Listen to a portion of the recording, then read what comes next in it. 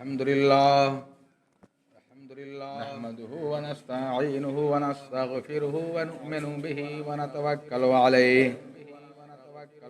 ونعوذ بالله من شرور أنفسنا ومن سيئات أعمالنا من يهده الله فلا مضل له ومن يضلل فلا هادي له وأشهد أن لا إله إلا الله وحده لا شريك له وأشهد أن محمدًا عبده ورسوله أما بعد فإن خير الحديث كتاب الله وخير الهدي هدي محمد صلى الله عليه وسلم وشر الأمور محدثاتها وكل محدثة بدعة وكل بدعة ضلالة وكل ضلالة في النار.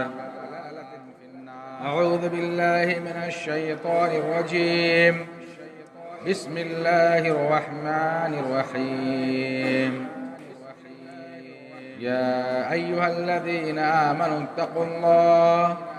حق تقاته ولا تموتن إلا وأنتم مسلمون. يا أيها الناس اتقوا ربكم الذي خلقكم من نفس واحدة وخلق منها زوجها وبث منهما رجالا كثيرا ونساء واتقوا الله الذي تساءلون به والأرحام إن الله كان عليكم رقيبا. يا أيها الذين آمنوا اتقوا الله وقولوا قولا سديدا يصلح لكم أعمالكم ويغفر لكم ذنوبكم ومن يطع الله ورسوله فقد فاز فوزا عظيما. وقال تعالى في موضع آخر: يا أيها الذين آمنوا كتب عليكم الصيام كما كتب على الذين من قبلكم لعلكم تتقون. وقال في موضع آخر: شهر رمضان الذي أنزل فيه القرآن. وقال النبي صلى الله عليه وسلم: من صام رمضان إيمانا واحتسابا غفر له ما تقدم من ذنبه. رب اشرح لي صدري ويسر لي أمري واحلل عقدة من لساني يفقه قولي. رب اشرح لي صدري ويسر لي أمري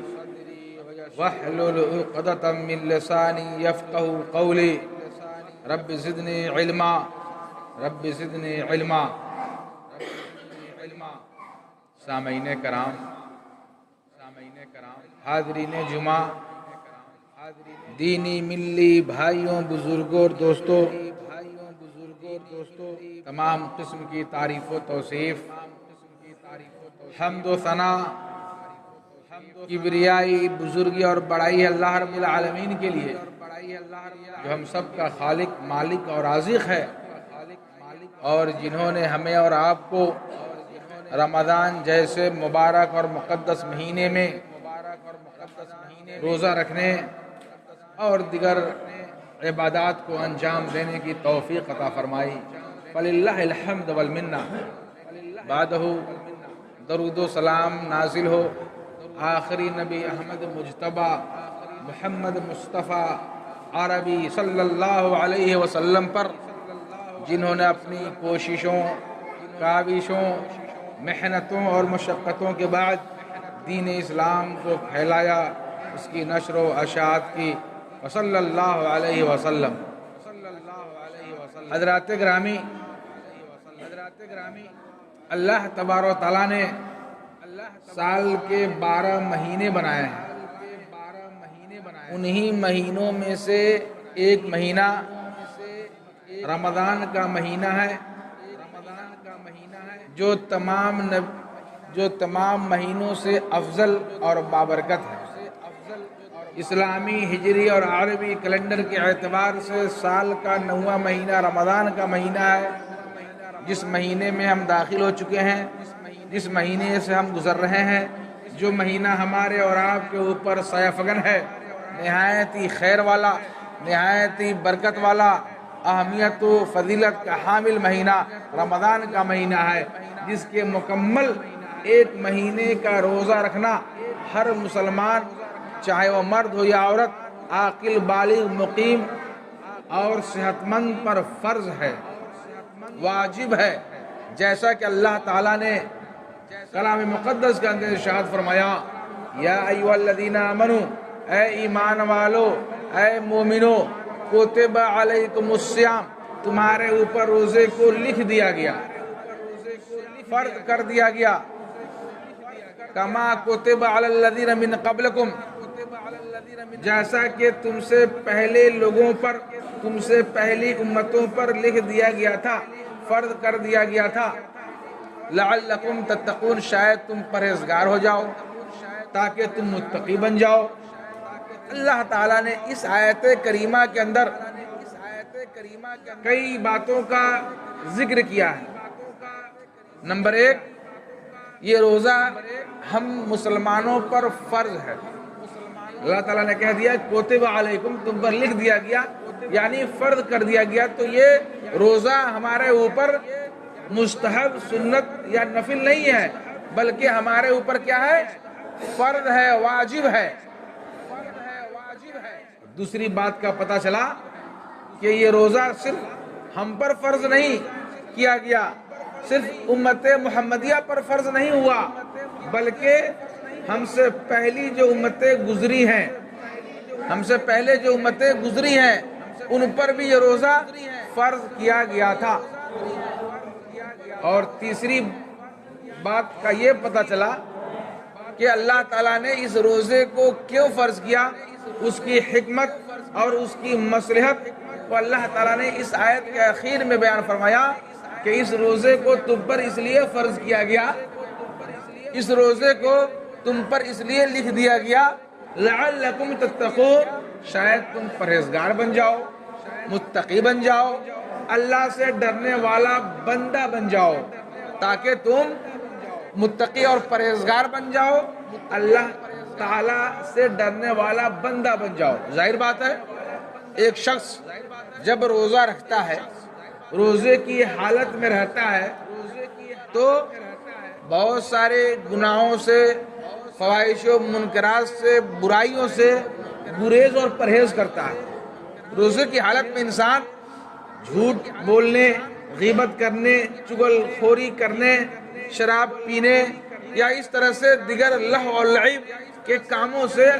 بچتا ہے، گریز اور پرہیز کرتا ہے، سوچتا ہے ہم روزے کی حالت میں ہیں، دن بھر بھوک اور پیاس کو سہ رہے ہیں، اس میں جھوٹ بولیں گے، غیبت کریں گے، چغل خوری کریں گے، کسی گناہ کے کام کو انجام دیں گے تو روزہ خراب ہو جائے گا، اللہ کیا قبول نہیں ہوگا۔ تو انسان کہیں نہ کہیں اللہ کا خوف دل میں رہتا ہے، ڈرتا ہے اللہ تعالیٰ سے، اور ان تمام قسم کی علائشوں، برائیوں، فواحش و منکرات اور گناہوں سے بچتا ہے۔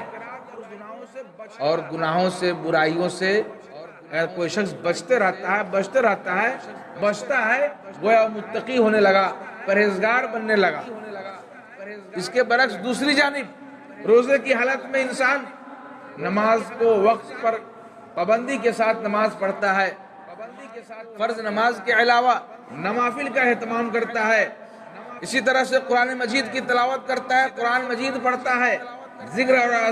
اذکار میں مشغول رہتا ہے، تسبیح اور تحلیل بیان کرتا ہے، اور دیگر ان تمام نیکی کے کاموں کو انجام دیتا ہے، اعمال صالحہ کو انجام دیتا ہے۔ اس طرح سے انسان دھیرے دھیرے متقی اور پرہیزگار بننے لگتا ہے، جو اس روزے کا مقصد ہے، جو اس روزے کی حکمت ہے، جو اس روزے کا فائدہ ہے۔ اس کے علاوہ رمضان کا یہ جو مہینہ ہے، اس کی بڑی اہمیت، بڑی فضیلت ہے۔ اللہ تعالیٰ کی جانب سے ہم بندوں پر خاص فضل و کرم ہے کہ اللہ تعالیٰ نے ہمیں ایک مہینہ رمضان کے مہینے سے نوازا، تاکہ ہم اپنے گناہوں کی معافی تلافی کرا سکے، اپنے گناہوں کی بخشش طلب کر سکے، کچھ نیکی اور بھلائی کے کاموں کو انجام دے کر اپنے گناہوں کو بخشوا سکے، یہ ہمارے لیے سنہری موقع ہے، اللہ تعالیٰ کی طرف سے فضل اور احسان ہے۔ اگر یہ مہینہ نہ ہوتا، ہم روزہ نہیں رکھتے، نیکی کے دیگر اعمال، دیگر نیکی کے کاموں کو انجام نہیں دے پاتے، تو ہمارے گناہوں کی بخشش کیسے ہوتی؟ اللہ کے نبی صلی اللہ علیہ وسلم نے فرمایا، الجمعۃ للجمعۃ، الصلوات الخمس والجمعۃ للجمعۃ ورمضان الی رمضان مکفرات ما بینہن اذا اجتنب الکبائر، کہ 5 وقتہ نمازیں جیسے ظہر پڑھتے ہیں اور اس کے بعد عصر کا وقت ہوتا ہے، تو ظہر سے عصر کے درمیان اگر کوئی غلطی ہو گئی چھوٹی موٹی یعنی صغیرہ گناہ، اسی طرح سے عصر پڑھ لی، عصر سے مغرب، مغرب سے عشاء، تو اس درمیان میں جو گناہ صدر ہوتے ہیں تو 5 وقتہ نماز پڑھنے کی وجہ سے کفارہ ہے، مٹ جاتے ہیں۔ والجمعۃ للجمعۃ، جمعہ سے لے کر جمعہ تک کے درمیان اگر کوئی صغیرہ گناہ سرزد ہو جائے تو یہ جمعہ کی وجہ سے وہ گناہ مٹا دیے جاتے ہیں، جمعہ کی نماز پڑھنے کی وجہ سے۔ اسی طرح سے ورمضان الی رمضان، ایک رمضان سے لے کر دوسرے رمضان کے درمیان اگر ہم انسان ہیں، والانسان مرکب بالخطأ والنسیان، انسان کیا کہتے ہیں کہ خطا اور نسیان کا پتلا ہے، کل بنی آدم خطاؤن، بنی آدم کی اولاد گنہگار ہے، خطا کار ہے، گناہ سرزد ہوتے رہتے ہیں۔ تو اگر صغیرہ گناہ صغیرہ، چھوٹے چھوٹے گناہ پورے سال ہم سے اگر سرزد ہو جاتے ہیں تو اس رمضان کے آنے کی وجہ سے، اس رمضان میں روزہ رکھنے کی وجہ سے، اس رمضان کی برکت کی وجہ سے، اس مبارک مہینے میں روزہ رکھنے اور دیگر نیک اعمال کو انجام دینے کی وجہ سے فائدہ کیا ہے کہ ان کے درمیان کے گناہ اللہ تعالیٰ مٹا دیتا ہے، صغیرہ گناہ۔ تو یہ رمضان کے مہینے کی بڑی اہمیت ہے، بڑی فضیلت ہے، بڑا مقام ہے۔ اللہ کے نبی صلی اللہ علیہ وسلم نے بیان فرمایا، اذا جاء رمضان فتحت ابواب الجنہ وغلقت ابواب النار وصفت الشیاطین، کہ جیسے ہی رمضان کا مہینہ آتا ہے جنت کے دروازے کھول دیے جاتے ہیں، جہنم کے دروازے بند کر دیے جاتے ہیں اور شیطانوں کو قید کر دیا جاتا ہے۔ یہ اللہ تعالیٰ کی طرف سے ہم بندوں پر فضل ہے، کرم ہے، احسان ہے کہ ہمارے لیے دروازے کھول دیے۔ اب ہمیں جنت میں کیسے داخل ہونا ہے؟ عمل کر کے، نیکی کے کاموں کو انجام دے کر، اعمال صالحہ کو انجام دے کر، کیونکہ عمل سے زندگی بنتی ہے، جنت بھی جہنم بھی۔ اگر ہم رمضان کے اس مہینے کو پا کر عمل کر کے، ہمارے لیے چانس ہے کہ ہم جنت میں داخل ہو جائیں۔ اور خاص طور سے اللہ تعالیٰ نے جنت میں 8 دروازے جو بنائے ہیں، ان میں ایک دروازے کا نام ہے ریان، باب ریان۔ اس ریان نامی دروازے سے صرف اور صرف روزہ دار ہی داخل ہوں گے۔ تو اگر ہمیں جنت کے دروازے جو کھلے ہوئے ہیں رمضان میں، ہم اس میں داخل ہونا چاہتے ہیں، جانا چاہتے ہیں، تو ہمیں کچھ کرنا ہوگا۔ من جد وجد، جو کرتا ہے وہی پاتا ہے، جو کوشش کرتا ہے وہی پاتا ہے۔ تو یہ رمضان کا پورا مہینہ ہمارے لیے ہے عمل کرنے کے لیے، نیکی کے کاموں میں بڑھ چڑھ کر حصہ لینے کے لیے، قرآن مجید کی تلاوت کرنے کے لیے، تراویح کی نماز پڑھنے کے لیے، قیام اللیل کرنے کے لیے، اللہ کے راستے میں صدقہ و خیرات کرنے کے لیے پورا مہینہ ہے۔ ہم خوش نصیب ہوں گے اللہ کے نزدیک جو اس ماہ مبارک کو پائے، رمضان کے روزے کو رکھے اخلاص و للہیت کے ساتھ، قرآن مجید کی تلاوت کرے اور دیگر ان تمام نیکی کے کاموں کو انجام دیتے ہوئے اگر اپنے آپ کو جنت میں داخل کر لے جاتے ہیں تو گویا ہم خوش نصیب بندے ہیں۔ اور اگر ایسا نہیں کرتے ہیں، رمضان کے مہینے کو پا کر بھی کراہیت کے ساتھ روزہ رکھتے ہیں، ناپسندیدگی کے ساتھ روزہ رکھتے ہیں، یا کچھ لوگ نہیں رکھتے ہیں، یا روزہ رکھتے ہیں لیکن نماز نہیں پڑھتے، نفلی نمازوں کا اہتمام نہیں کرتے، تراویح نہیں پڑھتے، تلاوت نہیں کرتے، قرآن مجید نہیں پڑھتے، ذکر و اذکار میں مشغول نہیں رہتے، بھوک اور پیاس کو تو سہتے ہیں گھر والوں کے ڈر سے، سماج و معاشرے کے ڈر سے، لیکن اور کاموں کو انجام نہیں دیتے ہیں، تو اگر ایسا کرتے ہیں اور اپنے آپ کو جنت میں داخل نہیں کرا پاتے ہیں، اللہ کے سامنے نہیں روتے ہیں، گناہوں کی بخشش طلب نہیں کر پاتے ہیں، تو گویا ہم بدنصیب ہیں۔ اللہ کے نزدیک ہم بدنصیب لوگوں میں سے ہے کہ ہمیں موقع دیا گیا، چانس دیا گیا، اس کے باوجود بھی ہم نیکی کے کاموں میں بڑھ چڑھ کے حصہ نہیں لیا۔ ہم جس طرح سے دیگر مہینوں میں زندگی گزاری، اس سے پہلے شعبان، رجب، ربیع الثانی، ربیع الاول، جمادی الاول، جمادی الاخری، محرم، سفر، جو دیگر مہینے ہیں، 11 مہینے، جس اسپیڈ کے ساتھ ہم زندگی گزارتے ہیں، جس بہروی کے ساتھ ہم زندگی گزارتے ہیں، زندگی بسر کرتے ہیں، اسی طرح سے رمضان کو گزار دیا، صرف اور صرف بھوک اور پیاس کو سہ لیا، لیکن اور کاموں کو انجام نہیں دیا۔ تو کیا فرق ہے اور مہینوں میں اور رمضان کے مہینے میں؟ جو مہینہ، یہ رمضان کا مہینہ تمام مہینوں میں افضل ہے، تمام مہینوں سے مقدس اور برکت ہے، اتنا مقدس ہے، اتنا بابرکت ہے کہ اللہ تعالیٰ نے اسی ماہ مبارک میں قرآن مقدس کو نازل فرمایا۔ اللہ نے کیا فرمایا؟ شہر رمضان الذی انزل فیہ القرآن،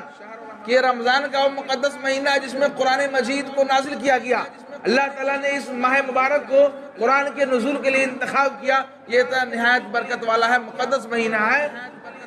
اس مہینے میں اگر ہم نیکی کے کاموں کو انجام دیتے ہیں تو دوسرے مہینوں میں انہی نیکی کے کاموں کو انجام دیں گے تو ان مہینوں کے بنسبت اس ماہ مبارک میں اللہ تعالیٰ اس کے اجر و ثواب کو کئی گنا بڑھا دیتا ہے۔ دوسرے مہینے میں نفلی نمازیں پڑھتے ہیں، دیگر مہینوں میں عمرہ کرتے ہیں، دیگر مہینوں میں اللہ کے راستے میں خرچ کرتے ہیں، دیگر مہینوں میں کوئی نیکی کے کام کو انجام دیتے ہیں، لیکن انہی اعمال کو اگر رمضان کے مہینے میں انجام دیں گے تو اس میں اجر اور ثواب دوبالا ہو جاتا ہے، بڑھ جاتا ہے، اضافہ ہو جاتا ہے۔ اگر کوئی شخص رمضان کے مہینے میں عمرہ ادا کرتا ہے، جس عمرے کو 1 سے لے کے 2 گھنٹے میں انسان آسانی کے ساتھ یا کچھ پریشانی کے ساتھ انجام دے لے جاتا ہے 1 سے 2 گھنٹے میں، اور حج میں مہینوں لگ جاتے ہیں، ہفتوں لگ جاتے ہیں انسان کے آتے جاتے، تو اگر رمضان کے مہینے میں کوئی شخص عمرہ ادا کرتا ہے تو اللہ تعالیٰ اس کو حج کا ثواب دیتا ہے۔ ارے قدم قدم پر ثواب ہی ثواب ہے، اجر ہی اجر ہے۔ اس لیے اللہ نے کہا فَمَنْ شَهِدَ مِنْكُمُ الشَّهْرَ فَلْيَصُمْهُ، اس لیے تم میں کوئی شخص رمضان کے مہینے کو پائے تو فَلْيَصُمْهُ، اسے چاہیے کہ روزہ رکھے۔ وَمَنْ كَانَ مَرِيضًا وَعَلَىٰ سَفَرٍ فَعِدَةٌ مِّنْ أَيَّامٍ أُخَرَ، اور اگر تم میں کوئی شخص مریض ہو، بیمار ہو یا سفر پر ہو تو اس کے لیے رخصت ہے، چھوٹ ہے، وہ روزہ کو توڑ سکتا ہے، لیکن جب وہ سفر سے لوٹ آئے یا ان کے جو 2-4 دن سفر کی وجہ سے روزے چھوٹ گئے ہوں یا بیماری کی وجہ سے 2-4 دن روزے چھوٹ جائیں یا پورے مہینہ چھوٹ جائے، فَعِدَةٌ مِّنْ أَيَّامٍ أُخَرَ،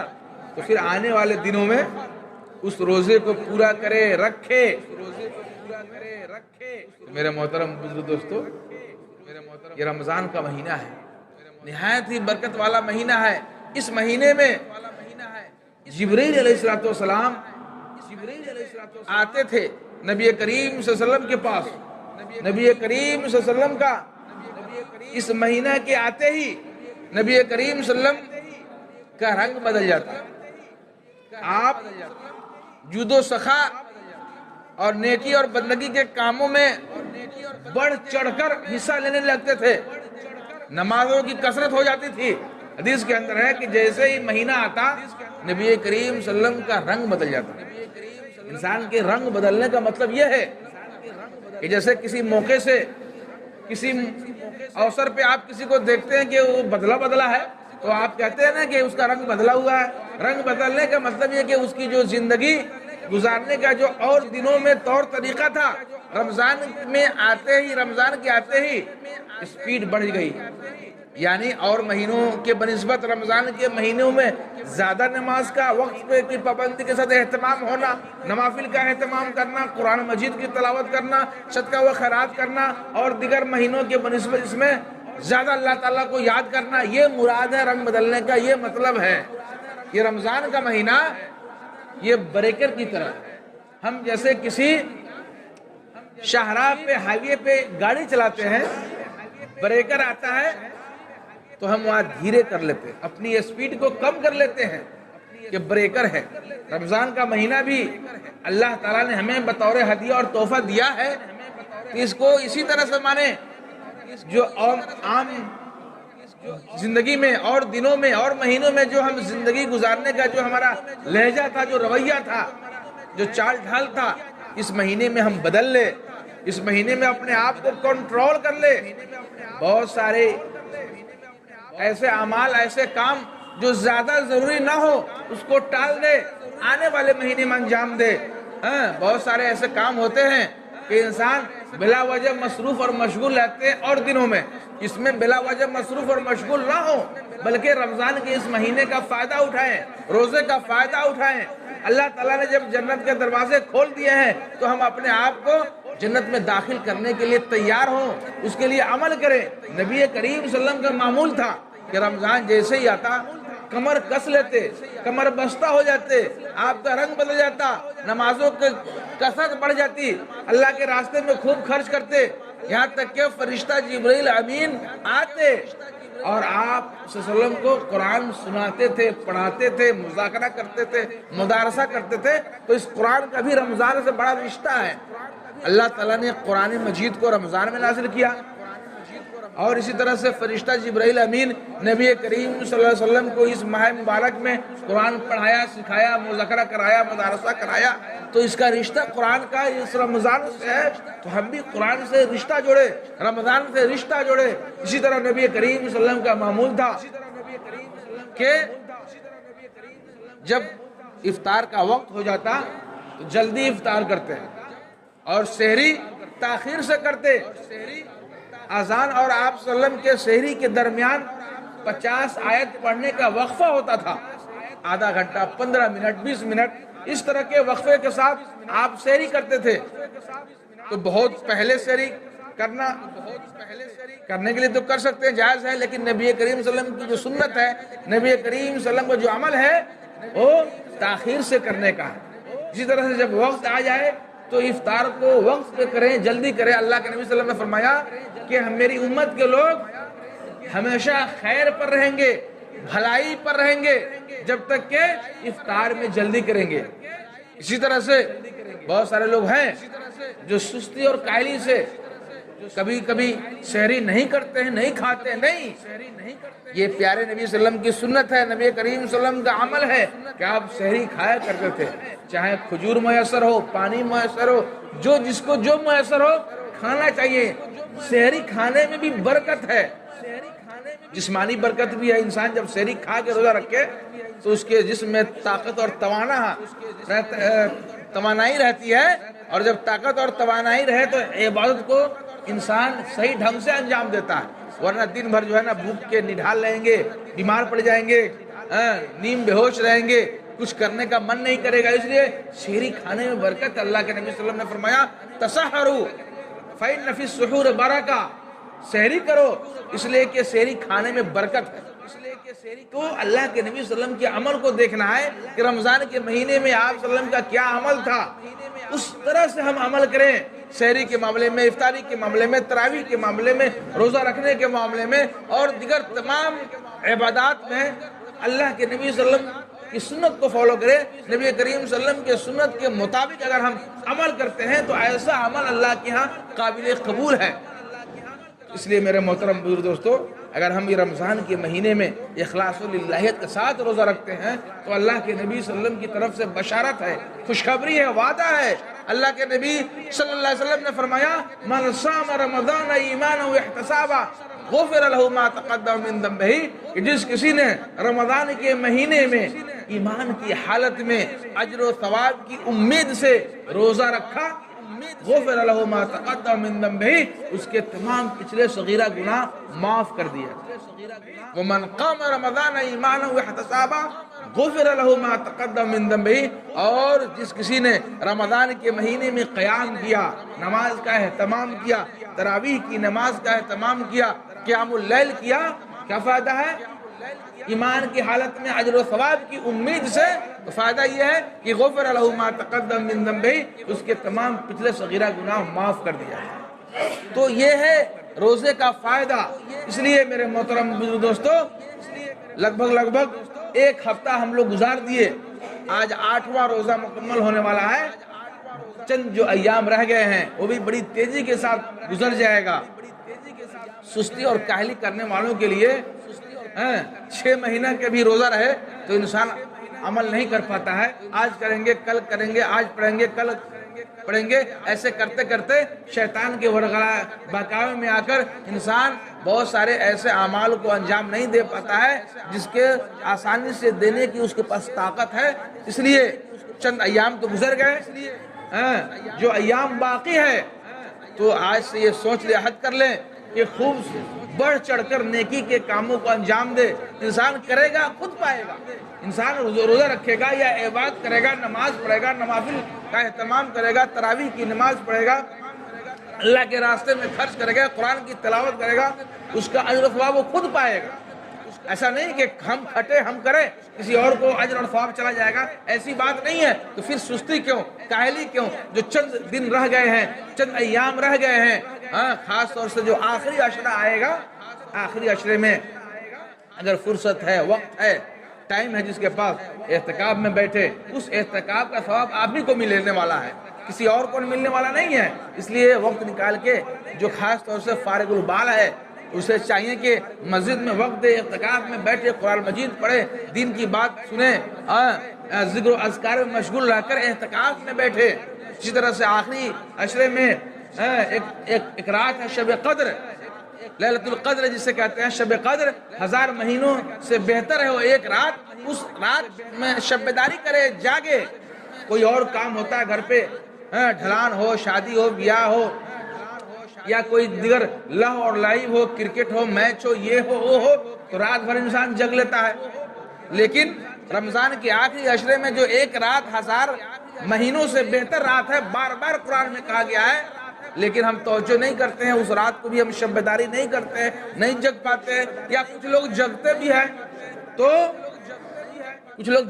ہیں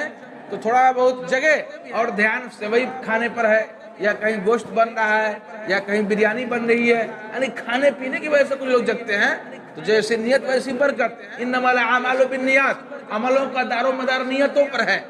اسی طرح سے آخری عشرے میں خاص طور سے مسکینوں میں، غریبوں میں، فقیروں میں، یتیموں میں، بیواؤں میں اللہ کے راستے میں خرچ کرنے کا جذبہ ہو۔ تو یہ جو چند ایام جو رہ گئے ہیں، کوشش کریں کہ ان ایام کو بھی غنیمت سمجھتے ہوئے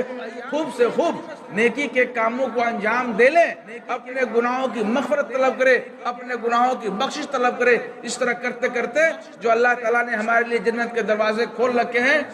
ہم جنت میں اپنے آپ کو داخل کر لے اور ان خوش نصیب بندوں میں اپنے آپ کو شامل کر لے جنہیں اللہ تعالیٰ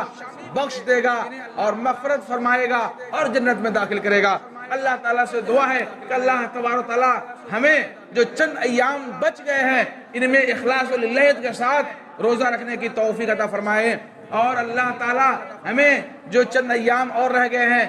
ان میں خوب سے خوب بڑھ چڑھ کر نیکی کے کاموں کو انجام دینے کی توفیق عطا فرمائے، بھلائی اور خیر کے کاموں میں بڑھ چڑھ کر حصہ لینے کی توفیق عطا فرمائے، اور اللہ تعالی ہمارے ان روزوں کو، ان اعمال کو قبول فرمائے۔ اقول قولی هذا استغفر الله لي ولكم ولسائر المسلمين سبحان ربك رب العزة عما يصفون وسلام على المرسلين والحمد لله رب العالمين۔ بارك الله لنا ولكم في الآيات والذكر الحكيم إنه تعالى جواد كريم ملك بر رؤوف رحيم۔ ملك بر رؤوف رحيم۔